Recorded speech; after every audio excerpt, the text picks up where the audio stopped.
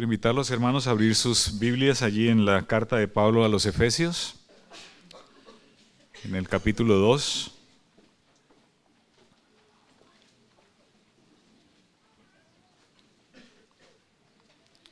Y vamos a leer del versículo 1 al versículo 10.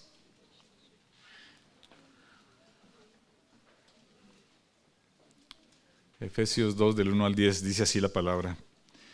Y Él os dio vida a vosotros cuando estabais muertos en vuestros delitos y pecados, en los cuales anduvisteis en otro tiempo siguiendo la corriente de este mundo, conforme al príncipe de la potestad del aire, el espíritu que ahora opera en los hijos de desobediencia, entre los cuales también todos nosotros vivimos en otro tiempo, en los deseos de nuestra carne, haciendo la voluntad de la carne y de los pensamientos, y éramos por naturaleza hijos de ira, lo mismo que los demás. Pero Dios, que es rico en misericordia, por su gran amor con que nos amó, aun estando nosotros muertos en pecado, nos dio vida juntamente con Cristo. Por gracia sois salvos. Y juntamente con Él nos resucitó, y asimismo nos hizo sentar en los lugares celestiales con Cristo Jesús, para mostrar en los siglos venideros las abundantes riquezas de su gracia, en su bondad para con nosotros en Cristo Jesús. Porque por gracia sois salvos por medio de la fe, y esto no de vosotros, pues es don de Dios, no por obras para que nadie se gloríe, porque somos hechura suya, creados en Cristo Jesús para buenas obras, las cuales Dios preparó de antemano para que anduviésemos en ellas. Amén. Carlos Spurgeon en alguna oportunidad estuvo predicando sobre este pasaje y él decía, justamente hablando del versículo 8, por gracia sois salvos por medio de la fe, y esto no de vosotros, pues es don de Dios. Que si queremos encontrar un resumen de todo el Evangelio, deberíamos dirigirnos a este versículo. Ahí está el resumen de todo el Evangelio de salvación, decía Charles Spurgeon. Él decía, aquí está el resumen de todo lo que he enseñado durante todos estos años en mi vida como pastor, en este precioso versículo. Es un versículo que lo hemos leído muchas veces, que lo sabemos de memoria, ¿verdad? Todos los cristianos no sabemos este versículo, sería el colmo no saberlo, ¿no? Por gracia sois salvos por medio de la fe. En aquella predicación su abuelo le dijo, cuando él terminó de explicar la última parte del versículo, le dice el abuelo, muy bien, repítelo otra vez. Y Charles Spurgeon vuelve a predicar acerca de este pasaje.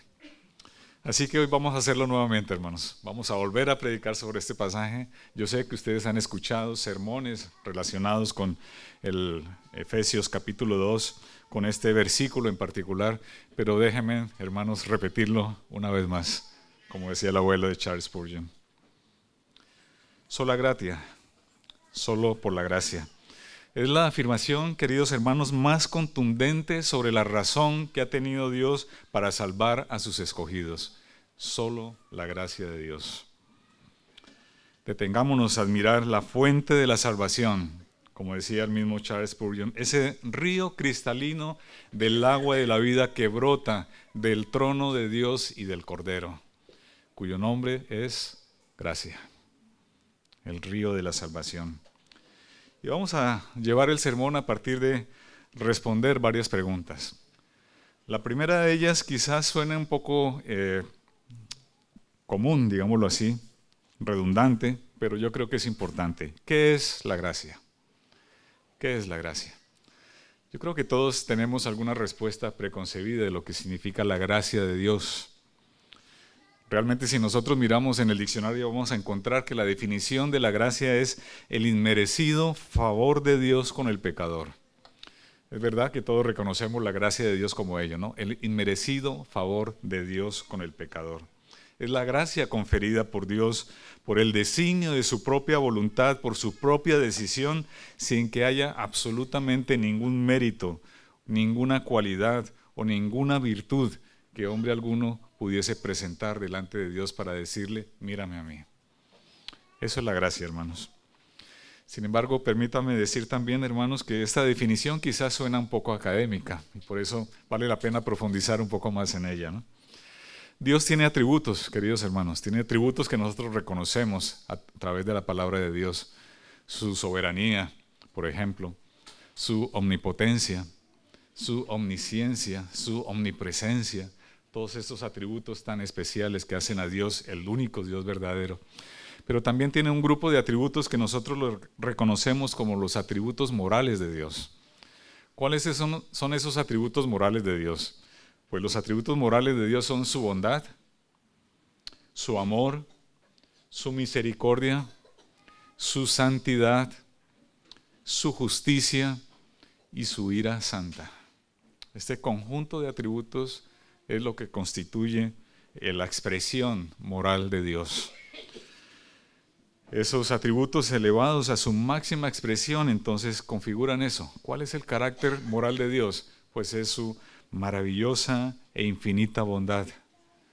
Si ustedes pueden pensar en alguien bueno, traten de recordar ahí en sus mentes a alguien bueno que ustedes conozcan. Pues multipliquen por infinito la bondad de esta persona. Multiplíquenlo por infinito y van a encontrar la bondad de Dios. Es infinita, inconmensurable. No la podemos medir, la bondad de Dios. Pero además Dios es amor, lo dice la propia palabra. Su carácter es el carácter de amor. También su misericordia es maravillosa, es nueva cada mañana, decía el salmista. Por su misericordia no hemos sido consumidos. Por esa misericordia de Dios no ha caído un rayo y nos ha consumido, porque merecíamos eso. Pero Dios ha sido infinito en su misericordia. Además de eso, Dios es justo, es recto. Nadie puede decir nada en contra de la justicia de Dios, y más bien, como dice el salmista allí en el Salmo 17, Dios es Dios justo y recto. Lo afirma con contundencia. Además, dice el mismo salmista, y Dios está airado contra el impío todos los días. Cada segundo está airado contra el impío. Vemos esos atributos de Dios tan maravillosos, esa bondad, ese amor, esa misericordia, pero también esa santidad, esa justicia y ese rechazo al pecado. Lo vemos allí plasmado en esos atributos. Así que como Dios no puede negarse a sí mismo, la única forma de expresar su carácter en la decisión soberana de salvar al pecador es a través de su gracia, de la gracia de Dios. Por ello podríamos definir, queridos hermanos, la gracia como la expresión del carácter de Dios en su relación con el hombre, por el cual le concede los beneficios al ser humano que no merece en absoluto. Y muy en particular el beneficio de la salvación. Repito otra vez la definición.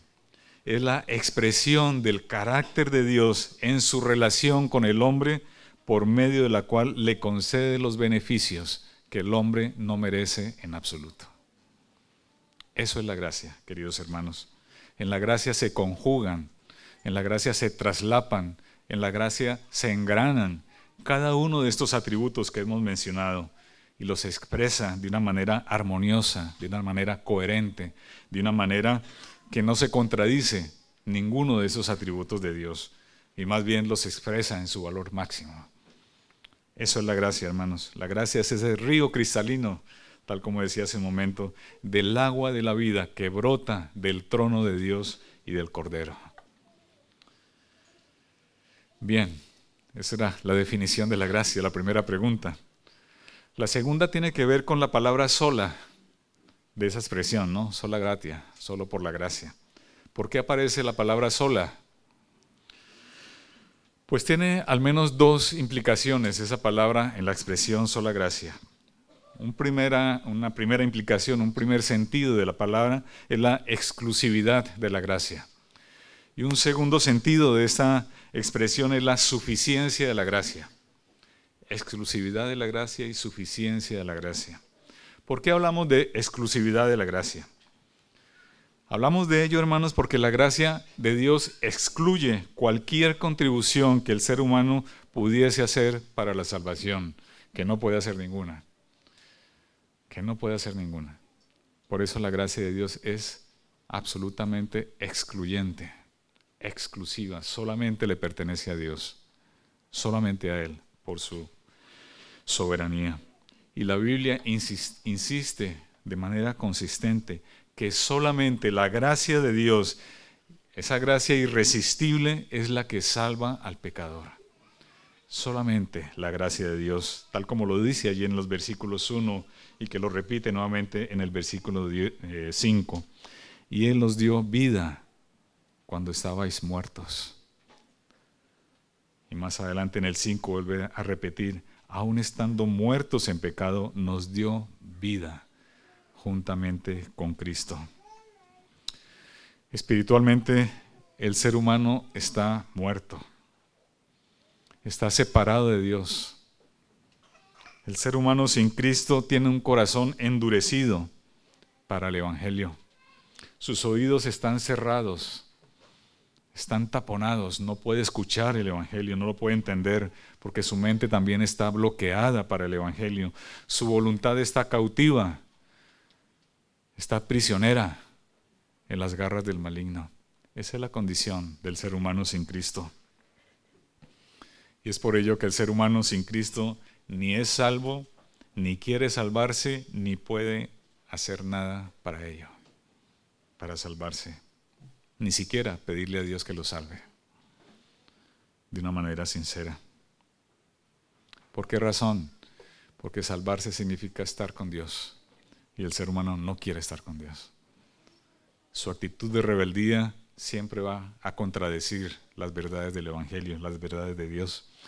Y esta es la razón, queridos hermanos, por la cual cuando nos encontramos con familiares, con amigos, con vecinos, con compañeros de trabajo, que les hablamos del Evangelio, ellos se muestran renuentes a escuchar. Ellos se muestran ofendidos, se enfadan con nosotros cuando hablamos del Evangelio. Nosotros quisiéramos tener allí una inyección para aplicarles el Evangelio, ¿no? Por el hombro. Si todos pudiésemos llevar una inyección de Evangelio, la llevaríamos en nuestro bolso y la aplicaríamos a nuestros vecinos, a nuestros amigos, a nuestros familiares, a quienes amamos y queremos que sean salvos. Pero hermanos, ellos no pueden escuchar porque están muertos. Y se necesita un milagro de Dios para que vuelvan a la vida. Solamente Dios puede hacer ese milagro. Vamos a leer los versículos 2 y 3 nuevamente porque allí nos revela cuál es la condición del hombre sin Dios, del hombre pecador, en la cual tú y yo vivíamos en otra época, en los cuales, vuelve a decir Pablo allí, en los cuales anduvisteis en otro tiempo. Sí, tú y yo andábamos en esa condición, en otro tiempo, siguiendo la corriente de este mundo, conforme al príncipe de la potestad del aire, el espíritu que ahora opera en los hijos de desobediencia, entre los cuales también todos nosotros, sin excepción, todos nosotros vivíamos en otro tiempo en los deseos de nuestra carne, haciendo la voluntad de la carne y de los pensamientos, y éramos por naturaleza hijos de ira. Merecíamos la ira de Dios, al igual que los demás. Eso éramos, queridos hermanos. No somos mejores que aquellos que hoy día se niegan a escuchar el Evangelio. No lo éramos, hermanos, en absoluto. No éramos mejores que ellos. No le dimos a Dios absolutamente ninguna razón para que Él impartiera sobre nosotros su gracia salvadora. Es una gracia exclusiva de Dios que Él imparte y que excluye, por lo tanto, cualquier argumento, cualquier aportación que nosotros pudiésemos hacer.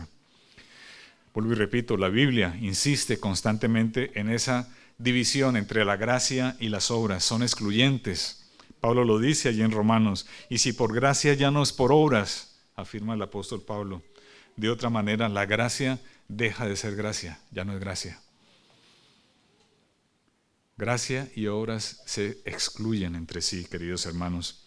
Y si nosotros afirmamos, tal como lo dice la palabra de Dios, que nos hemos salvado solamente por la gracia de Dios, que hemos sido salvos porque Dios impartió su gracia por nosotros, estamos afirmando igualmente que las obras nuestras no han tenido absolutamente nada que ver con la salvación. Si tú dices soy salvo por gracia, estás diciendo al mismo tiempo no soy salvo por obras. No he tenido ningún mérito para mostrarle a Dios, para que Él se fijara en mí. ha sido solamente la gracia soberana de Dios. Dios, queridos hermanos, es el único protagonista de la salvación. No lo eres tú. Déjame darte esa mala noticia. Es Dios, el único protagonista de tu salvación y de mi salvación. Dios y solo Dios, por su gracia. Así que afirmamos eso, hermanos, solo gracia, la exclusividad de Dios. Pero también hablamos del sola como la suficiencia de la gracia de Dios para salvar. La gracia, esa fuente de salvación, el origen de la salvación, ese agua que se vierte para lavar nuestros pecados, es la gracia de Dios. Por gracia sois salvos, afirma el apóstol Pablo allí en los versículos 5 y 8.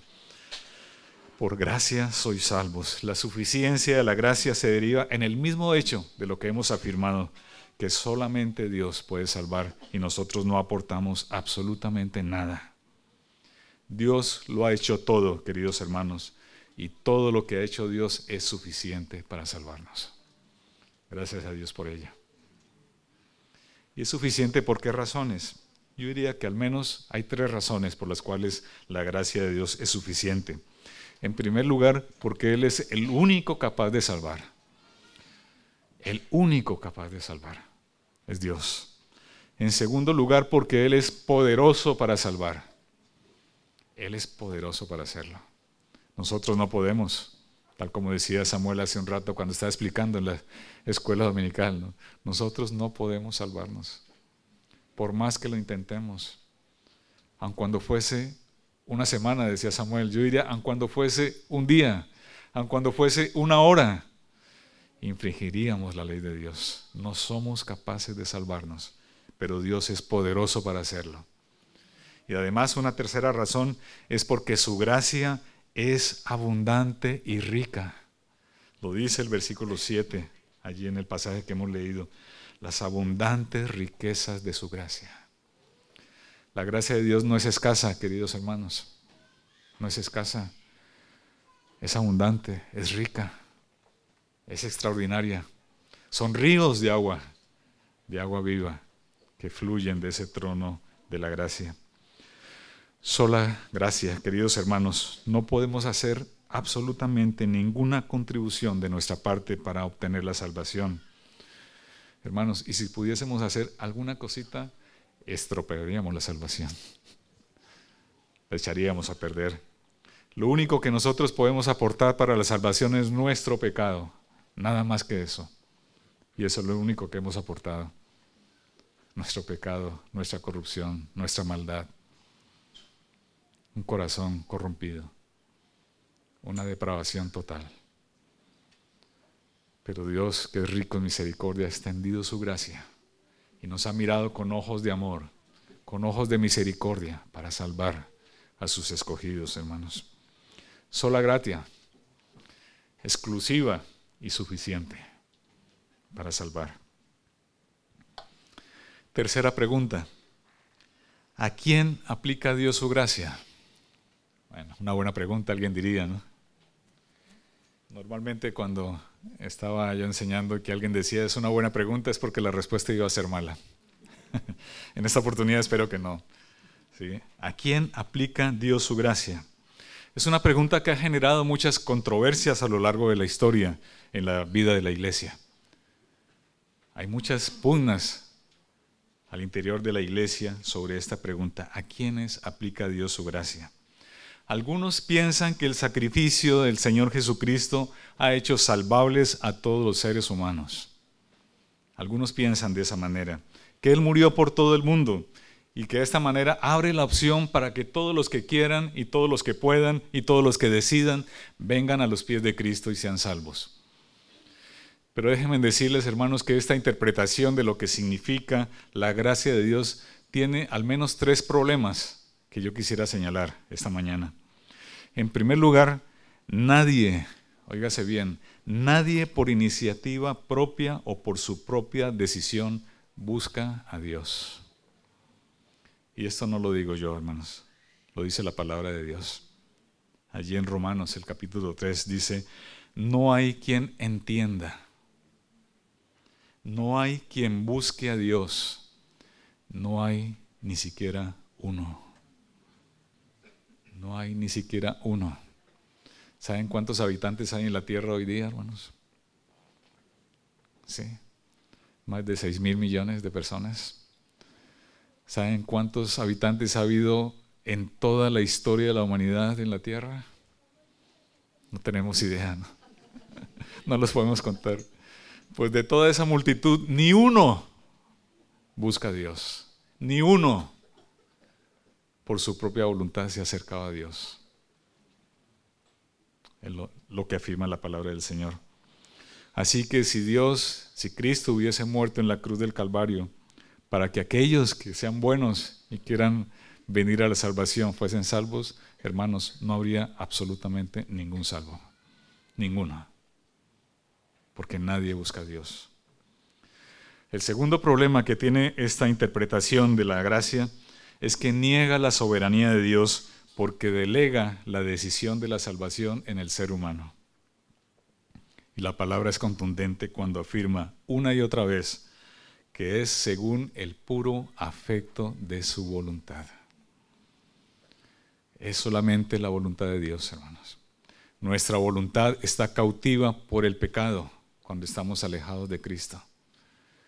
Nuestra motivación es absolutamente contraria a lo que Dios quiere de nosotros. Es absolutamente contraria a la ley de Dios. Así es la voluntad del ser humano sin Cristo. No puede ni quiere acercarse a Dios.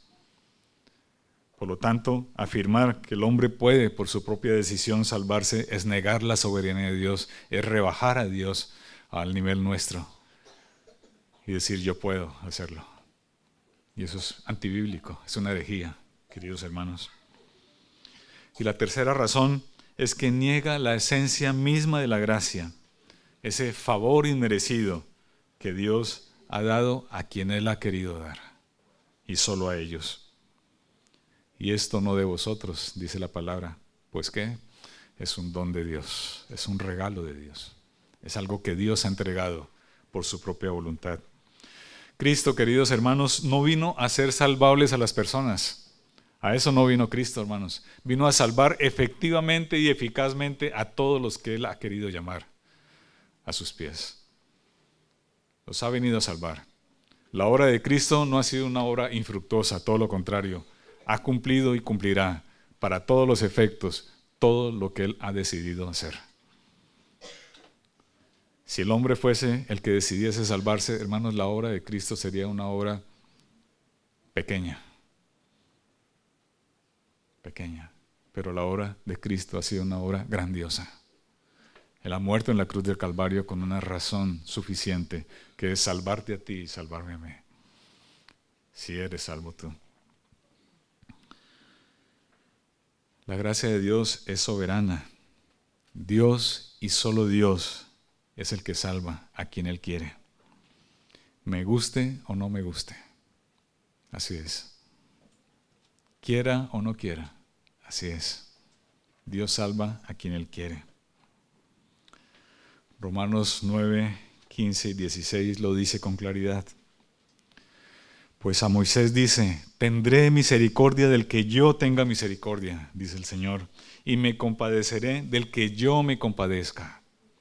Así que no depende del que quiere ni del que corre, sino de Dios, quien tiene misericordia. Es una afirmación contundente. Una afirmación contundente sobre la soberanía de Dios para la salvación. El ser humano se rebela contra estas verdades. El ser humano se rebela contra la verdad de la soberanía de Dios ejercida en la salvación.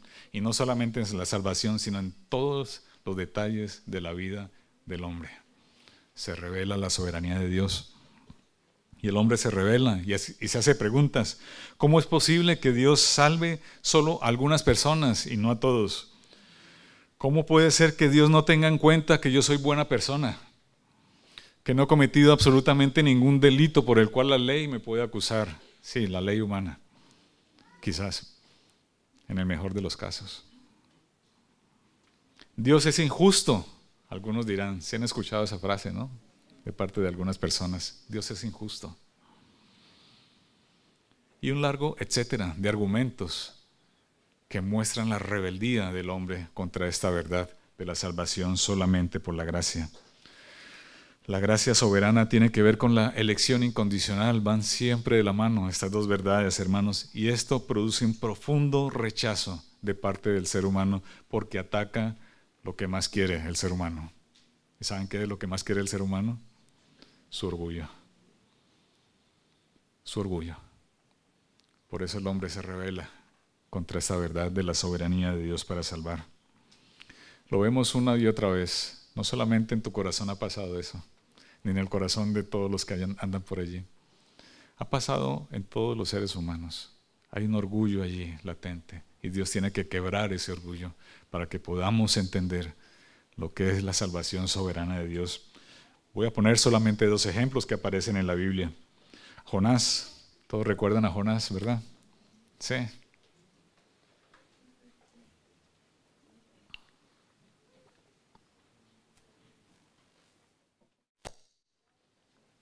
Dice en el libro de Jonás lo siguiente: después que Dios salvó a la población de Nínive, Jonás se apesadumbró en extremo y se enojó.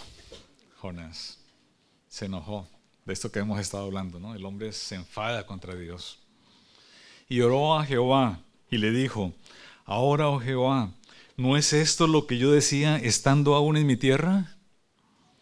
Por eso me apresuré a huir a Tarsis, porque sabía yo que tú eres Dios clemente y piadoso, tardo en enojarte y grande en misericordia, y que te arrepientes del mal. Ahora pues, oh Jehová, mira el enfado que coge Jonás con Dios que ha salvado al pueblo de Nínive. Ahora pues, oh Jehová, te ruego que me quites la vida,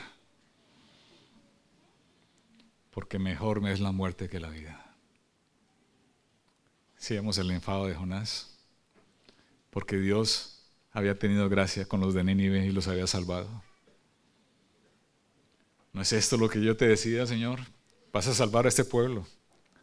No voy para allí, voy a huir a Tarsis. Y ahora se enfada y le pide a Dios la muerte. Está enfadado hasta la muerte. Y esa es la reacción del ser humano frente a estas verdades de la soberanía de Dios para la salvación. Y otro ejemplo también muy claro es el que encontramos en el Evangelio de Lucas. No van a buscarlo, yo voy a leerlos. Estaba hablando el Señor Jesús y dice las siguientes palabras: y en verdad os digo que muchas viudas había en Israel en los días de Elías, cuando el cielo fue cerrado por 3 años y 6 meses y hubo una grande hambre en toda la tierra. Pero a ninguna de ellas, a ninguna de las viudas de Israel fue enviado Elías, sino a una mujer viuda en Sarepta de Sidón, por allí, en otra tierra, a otro pueblo. Allí fue enviado Elías. Y hubo salvación en esa casa. Y sigue, añade el Señor Jesús: y muchos leprosos había en Israel en aquel tiempo, en el tiempo de Eliseo, pero ninguno de ellos fue limpiado, sino Naamán, el sirio. ¿Y qué hace el pueblo cuando escucha las palabras del Señor Jesús? Al oír estas cosas, todos en la sinagoga se llenaron de ira. Crujieron los dientes contra el Señor cuando el Señor decía estas palabras. Se llenaron de ira y levantándose le echaron fuera de la ciudad y le llevaron hasta la cumbre del monte sobre el cual estaba edificada la ciudad de ellos para despeñarle. Querían matar a Jesús por esas palabras que había dicho, que en otras palabras quería decir: yo salvo a quien quiera salvar. Yo salvo al que yo quiera salvar. Sí, salvo a los de Nínive. Sí, salvo a la viuda de Sarepta. Sí, sano al leproso Naamán. Vemos la soberanía de Dios para salvar, queridos hermanos. No es por mérito humano, no es por voluntad de sangre, no es por voluntad de varón, es por voluntad de Dios y solo de Dios, queridos hermanos. Dios aplica la gracia salvadora a quienes Él quiere aplicarla, y solo a ellos y a todos ellos, sin faltar ninguno. Cuando el último que Dios haya escogido sea salvo, entonces vendrá el fin. Cuarta pregunta. ¿Cómo aplica Dios su gracia? Bueno, vayamos otra vez al pasaje que estamos estudiando. Versículos 4 al 7. Un extraordinario párrafo que aparece ahí en la palabra del Señor. Voy a leerlo. Pero Dios, que es rico en misericordia, por su gran amor con que nos amó, aun estando nosotros muertos en pecado, nos dio vida juntamente con Cristo. Por gracia sois salvos, y juntamente con Él nos resucitó, y asimismo nos hizo sentar en los lugares celestiales con Cristo Jesús, para mostrar en los siglos venideros las abundantes riquezas de su gracia en su bondad para con nosotros en Cristo Jesús. Hermanos, este párrafo deberíamos tenerlo enmarcado en la Biblia, subrayado.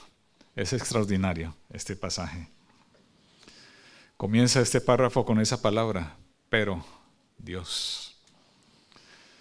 ¿Y por qué aparece este pero allí? Leamos el párrafo que había antes, lo acabamos de estudiar, ¿no? Hay una situación del ser humano que es insalvable por su propia cuenta. El ser humano está muerto en sus delitos y pecados. El ser humano es hijo de ira, merece la ira de Dios. Sigue las pasiones de su carne. Está atrapado en las garras del maligno. Eso es lo que dice Pablo en el párrafo anterior. Así era tu condición y así era mi condición y así la condición de las personas que viven sin Cristo por el mundo. Esa condición de estar prisioneros en el pecado y en la maldad. Pero comienza ese párrafo con esas preciosas palabras. Pero Dios. ¿No les parece maravilloso ese pero? Ese pero que aparece allí. Es muy importante ese pero aquí, hermanos. Estábamos perdidos, estábamos muertos, éramos enemigos de Dios, siervos del maligno, hijos de ira. Pero Dios, qué glorioso pero, qué maravilloso pero. Pero Dios ha cambiado tu vida. Ha cambiado tu vida. La ha transformado radicalmente. Sí, hermanos, es verdad. Tú eras enemigo de Dios. Estabas muerto en tus delitos y pecados, pero Dios ha operado en ti ese milagro extraordinario de la vida en Cristo. Es un milagro que solamente Dios puede hacer. Te ha dado vida, y vida de verdad. No una vida transitoria, que a lo sumo dura 70, 80, 90 años, en el mejor de los casos, y luego muere. El hombre que ha sido salvado por Cristo ha nacido 2 veces y muere solamente una. El que no ha sido salvado por Cristo ha nacido una vez y muere 2 veces. ¿Por qué? ¿Por qué te ha salvado a ti? Porque es rico en misericordia, dice la palabra. Porque te amó a ti y a mí. ¿Por qué te amó? No lo sé. No sé por qué te amo a ti o por qué me amo a mí. Es un misterio que solamente pertenece a Dios. No lo sé, pero lo único que sé, el que nos amó con amor eterno y nos rescató de donde estábamos, perdidos absolutamente, sin remedio y sin querer salir de allí. Dios extendió su mano llena de gracia y nos sacó del lodo del pecado, del lodo de la desesperación, donde no había absolutamente ninguna esperanza, donde nadie podía acercarse para extendernos una cuerda y sacarnos de allí. Estábamos en esa arena movediza, hundiéndonos cada día más, sin ninguna esperanza y sin ninguna posibilidad de salir de allí. Pero Dios extendió su mano y nos sacó por su gracia. Qué maravillosa verdad, hermanos. ¿Cómo aplica Dios su gracia? Pues como dice este pasaje glorioso que acabamos de leer, porque Él nos dio vida juntamente con Cristo. Porque nos ha dado vida juntamente con Cristo. Así es la forma que Dios aplica su gracia en nosotros. Estando muertos, Él nos ha dado vida juntamente con Cristo. Nos ha resucitado con Cristo y nos ha hecho sentar en los lugares celestiales con Cristo. Si lo leen allí, clarito, hermanos, en los versículos que aparecen. Final del versículo 4. Nos amó con gran amor. Final del versículo 5. nos dio vida juntamente con Cristo. Principio del versículo 6, juntamente con Él nos resucitó. Y sigue el versículo 6, y asimismo nos hizo sentar en los lugares celestiales con Cristo Jesús. Por eso les digo, hermanos, subrayen este pasaje, es extraordinario. Nos está hablando, queridos hermanos, que la gracia de Dios nos une a Cristo, nos une a nuestro Salvador. Él ahora nos ve como mira a su Hijo. Sí, ya lo sé, tú no lo mereces, yo tampoco, pero así nos ve Cristo, nos ve Dios, unido a su Hijo. Alguien podría objetar diciendo, si Dios es todopoderoso y lleno de amor, ¿por qué sencillamente no salva a todo el mundo y ya está?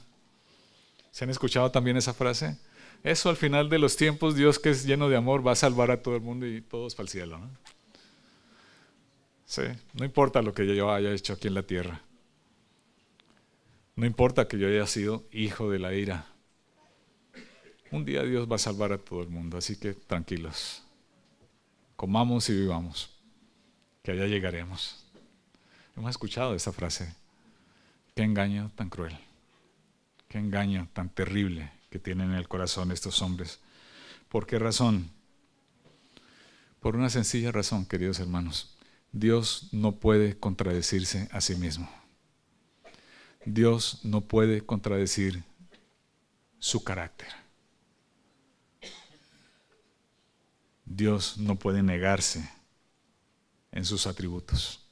Y sí, es verdad, como decíamos al comienzo, Dios es lleno de bondad. Dios es misericordioso en extremo y Dios es amor. Pero también Dios es santo, 3 veces santo. Y Dios también es justo y recto. Y Dios está airado, rechazando el pecado cada segundo de la vida. Rechaza el pecado. ¿Cómo hacer para conciliar estas dos verdades? ¿Cómo hacer para conciliar que Dios es amor, que Dios es misericordioso, que Dios es bondadoso, pero a la vez que Dios es justo, que Dios es santo y que Dios está airado contra el pecado cada segundo de la vida? ¿Cómo hacer para conciliar esas dos verdades? Sino solamente a través de la gracia de Dios.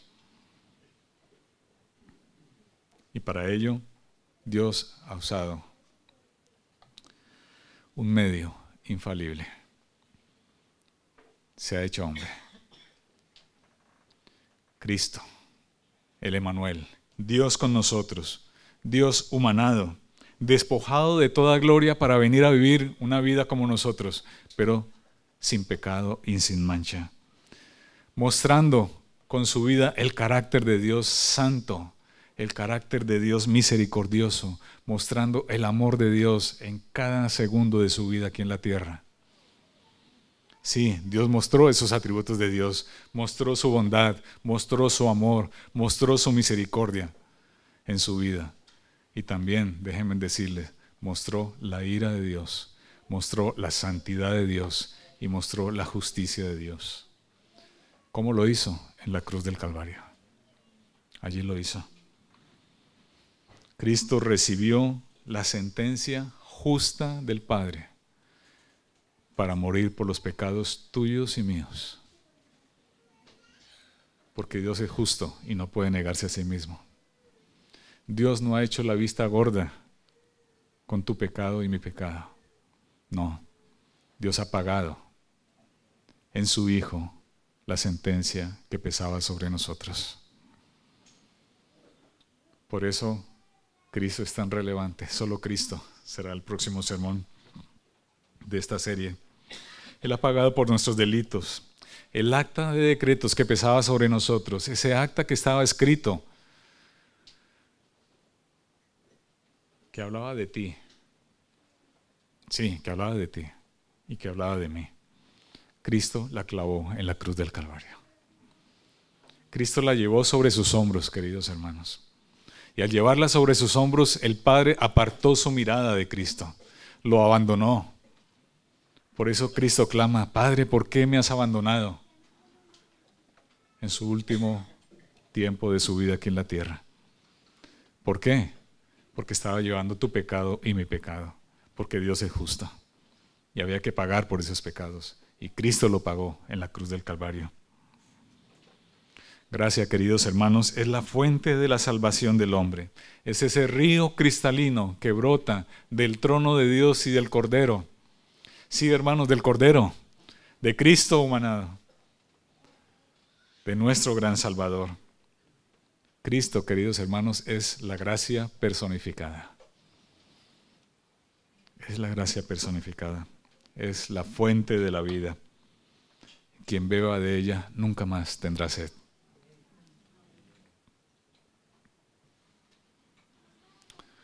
Esto lo afirma Pablo también en Romanos. Dice en Romanos 5, pero el don no fue como la transgresión, porque si por la transgresión de aquel uno, hablando de Adán, murieron los muchos, abundaron mucho más para los muchos la gracia y el don por la gracia de un hombre, Jesucristo. Jesucristo. Pues si por la transgresión de uno solo reinó la muerte, mucho más reinará en vida por uno solo, Jesucristo, los que reciben la abundancia de la gracia y el don de la justicia. Eso es la forma en que Dios aplica su gracia. Queridos hermanos, todos nosotros hemos escuchado hablar alguna vez del corredor de la muerte, ¿verdad? Hemos leído artículos seguramente de personas que han tenido experiencias relacionadas con el corredor de la muerte. El corredor de la muerte, esas cárceles especiales o esos pabellones especiales construidos para aquellos reos que han sido condenados a muerte, que han sido sometidos a un juicio y han sido hallados culpables, merecedores de la muerte, en aquellos países o aquellos estados donde se aplica esa sentencia de la muerte. Y allí están aquellos hombres, aquellas mujeres, esperando que llegue el día en que apliquen la sentencia y mueran. Es cuestión de tiempo, solamente de tiempo, que llegue aquel día fatídico en que sean llamados a sentarse en aquella sala y se le aplique la pena de muerte. ¿Por qué? Porque hubo un juicio que sentenció que aquella persona merecía la muerte por el delito que ha cometido. ¿Saben qué, hermanos? Tú y yo estábamos en ese corredor de la muerte. Estábamos en ese pabellón de la muerte. Era cuestión de tiempo. Algunos han durado hasta 35 años. Ayer estaba leyendo un artículo sobre este hombre. 35 años esperando la aplicación de la sentencia de muerte. Este año, en mayo, le aplicaron la sentencia de muerte y murió aquel hombre. Es cuestión de tiempo solamente. Y tú y yo estábamos en ese pabellón de la muerte. ¿Saben cuál es la única posibilidad de salvación de aquellos que están en el corredor de la muerte? Que el gobernador de aquel estado le confiera un indulto. Tenga misericordia y confiera un indulto. Y así sea en el último segundo de vida que le toca, aquel reo de muerte está esperando que el gobernador tenga misericordia y le conceda el indulto y llegue la llamada esperada, suena ese teléfono y diga, este no va a morir. Esperando misericordia al gobernador. Pero hermanos, en nuestro caso, Dios ha hecho mucho más que tener misericordia. El gobernador de este mundo, no del estado, el gobernador del mundo, Jesucristo, no solamente firmó un acta para que nos liberaran de la sentencia de muerte, porque esto sería injusto. ¿Saben qué hizo el gobernador del mundo, Jesucristo? Se bajó de su palacio en donde vivía. Vino al corredor de la muerte. Sacó a ese preso que estaba en el corredor de la muerte. Lo llevó a su palacio. Y él se quedó en el corredor de la muerte y él llevó la sentencia de muerte y murió. Eso es gracia, hermanos. Esa es la gracia. Cristo murió por ti y murió por mí. ¿No merece el Señor toda la gloria? Eso ha hecho por ti, querido hermano. Eso ha hecho por ti. No ha sido un indulto. Ha sido la aplicación del justo juicio de Dios. solamente que ha sido aplicado a Jesucristo en nuestro lugar.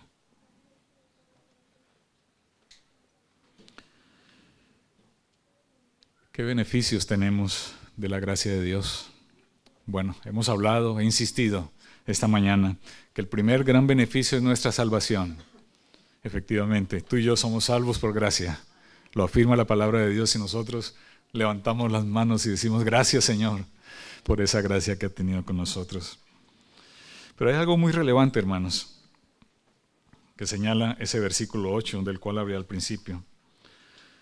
Y quisiera señalar esa palabra, porque por gracia sois salvos. Subrayo la palabra sois, para decir, queridos hermanos, que la salvación no es algo futuro, por allá, quizás en la nebulosa. No es algo esperable en el futuro, no es alguna posibilidad que tengamos el día de mañana cuando estemos delante del trono de Dios. No es algo que quizás sea factible. No, hermanos, por gracia sois salvos ya, ahora. Hoy, por Cristo, por su gracia, sois salvos. Merece la pena subrayar también esa palabra, ¿no? Sois salvos, hermanos. Ahora, ya, sois salvos, en eterno presente. Hermanos, ahora mismo, como decía Charles Spurgeon en aquel sermón, o tú eres salvo o no eres salvo. Ahora, ya. O tú eres salvo o no eres salvo. No hay más posibilidades. ¿A qué grupo perteneces tú? Es una buena pregunta, ¿no? Una buena pregunta que cada uno podrá responderse. ¿A qué grupo perteneces? Queridos hermanos, la certeza de nuestra salvación radica en que la salvación ha sido solamente por la gracia de Dios. Allí radica nuestra seguridad de salvación. Nuestra seguridad de salvación no radica en nosotros, queridos hermanos. Si radicara en nosotros, en nuestras buenas obras y cómo nos hemos comportado después de que Dios haya venido a nuestro corazón, hermanos, estaríamos perdidos, se los aseguro. No depende de nosotros, depende de la gracia de Dios. Depende de su bondad. Un beneficio adicional que quisiera remarcar esta mañana es que la palabra nos está enseñando constantemente que su gracia, la gracia de Dios, la gracia que nos ha salvado, nos basta para vivir. Nos basta para vivir. Lo dice el apóstol Pablo allí en 2 Corintios, todos recordamos este pasaje. Para que las grandezas de las revelaciones no me exaltase, desmedidamente me fue dado un aguijón de la carne, dice Pablo, un mensajero de Satanás que me abofetee, para que no me enaltezca demasiado, sobremanera. Respecto a lo cual he rogado 3 veces al Señor, que me la quite, que me quite este aguijón. Y Él me ha dicho, bástate mi gracia. Bástate mi gracia. Hermanos, el Señor nos está diciendo esta mañana eso. Bástate mi gracia. La gracia de Dios es suficiente para vivir agradecidos cada segundo de nuestra vida, queridos hermanos. Es verdad, hermanos, hay bofetadas de Satanás. Es verdad, hay lágrimas, hay dolor, hay tristeza, hay aflicción, hay debilidad. Pero déjenme decirles, hay gracia. Y la gracia de Dios nos sostiene.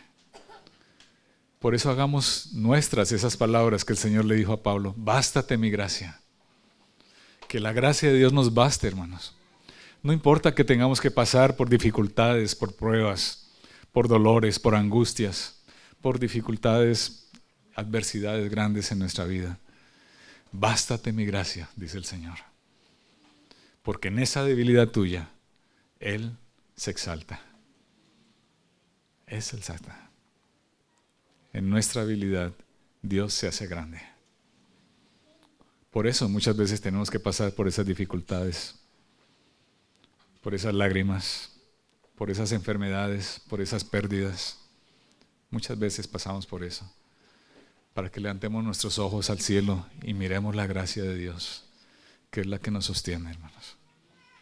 Solamente la gracia de Dios. No nos olvidemos de ello nunca.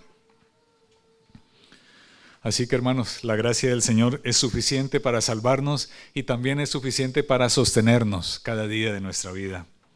Podemos decir, por lo tanto, soy salvo por la gracia, soy sostenido por la gracia de Dios y por su gracia Él me preservará hasta el día final, hasta el día que el Señor me llame a su presencia o hasta cuando Él venga por su iglesia. Hasta ese día su gracia me sostendrá. Ahí está nuestra certeza, queridos hermanos. Y si alguien te pregunta, ¿en qué basas esa certeza de tu salvación?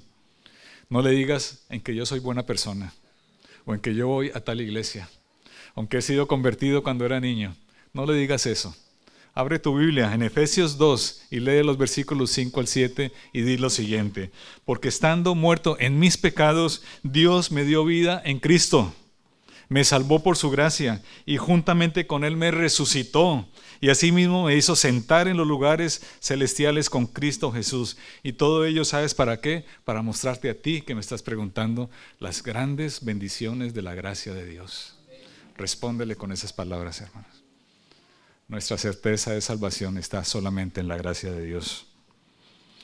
Hermanos, se ha hecho un poco tarde, pero déjenme agregar un beneficio más de la gracia de Dios. Un beneficio que está implícito en el último versículo del pasaje que estamos estudiando esta mañana. Versículo 10. Porque somos hechura suya, creados en Cristo Jesús para buenas obras, las cuales Dios preparó de antemano para que anduviésemos en ellas. Para completar el paquete completo de la salvación, Dios nos está diciendo que hemos sido hechos semejantes a Dios, que Él nos ha hecho nuevas criaturas para hacer las buenas obras que Él ha preparado para nosotros. La gracia también sirve para las buenas obras, para vivir en el día a día, hermanos, para vivir agradecidos al Señor y mostrar nuestra gratitud obrando como Él quiere que oremos. La gracia de Dios, queridos hermanos, no es para cruzarnos de brazo, es para humillarnos delante de Él y decirle, Señor, tú lo has hecho todo, incluso las buenas obras que pones delante mío. Sí, ya sé, hermanos, nuestras buenas obras son imperfectas. Ya lo sé, yo también. Lo sé. Mis buenas obras son absolutamente imperfectas, pero por su gracia son agradables a los ojos de Dios. Y Él las recibe con gozo. ¿Por qué? Porque te está mirando a ti y me está mirando a mí por Jesucristo y a través de Él. Por eso son agradables nuestras buenas obras. No es porque sean buenas realmente, tú lo sabes y yo lo sé, sino porque nos mira a través de Cristo. Hermanos, todos los beneficios de la vida cristiana, incluso las buenas obras, son dadas por Dios, no son nuestras. No es porque a nosotros nos apetezca hacer buenas obras, es que Dios por su gracia nos impulsa a hacer esas buenas obras para su gloria. Y quiero terminar el sermón diciendo esto. ¿Cuál es el fin último de la gracia de Dios? Y aquí no voy a entrometerme en el último sermón que habla de Soli Deo Gloria. Solamente quisiera remarcar justamente lo que dice el versículo 9 de este pasaje. Para que nadie se gloríe. Todo lo debemos a Dios, para que ni tú ni yo nos gloriemos delante de Él. Queridos hermanos, Dios no comparte su gloria con nadie, ni contigo, ni conmigo. Su gloria es de Él, y a Él solo pertenece. Y Él nos ha salvado por gracia para que nosotros le demos gloria a Él, a su nombre. Lo leíamos en el primer capítulo de la carta a los Efesios, allí está, si quieren abrirlo allí. No voy a tardar mucho. En el versículo 5 dice, en amor habiéndonos predestinados para ser adoptados hijos suyos por medio de Jesucristo, según el puro afecto de su voluntad. ¿Para qué? Para alabanza de la gloria de su gracia. Ese es el fin último de la gracia de Dios, la alabanza de su gloria, queridos hermanos. Esa es la razón por la cual Dios nos ha salvado, para que su gloria sea exaltada y alabada. Y si no nos ha quedado claro, el versículo lo repite hasta 3 veces. Allí en el versículo 7 vuelve a decirlo, en quien tenemos redención por su sangre, el perdón de pecados según las riquezas de su gracia. Y en el versículo 12, a fin de que seamos, ¿para qué? Para alabanza de su gloria. Y finaliza ese pasaje en el versículo 14. Nos ha dado las arras del Espíritu, que son las arras de nuestra herencia, hasta la redención de la posesión adquirida. ¿Para qué? Para alabanza de su gloria, queridos hermanos. Dios nos ha salvado no porque nosotros seamos buenas personas o porque merezcamos la salvación o porque la salvación sea exclusivamente para nosotros. No, hermanos. La salvación no nos ha sido concedida por Dios por nosotros mismos. La razón por la cual Dios nos ha salvado por su gracia es para la alabanza de la gloria de Dios. Y la forma de expresar esa gloria es a través de su gracia. Por eso decimos todos juntos, solo por la gracia y solo para su gloria. Oremos, hermanos.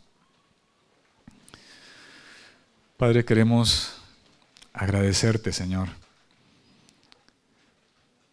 que tu gracia nos haya alcanzado.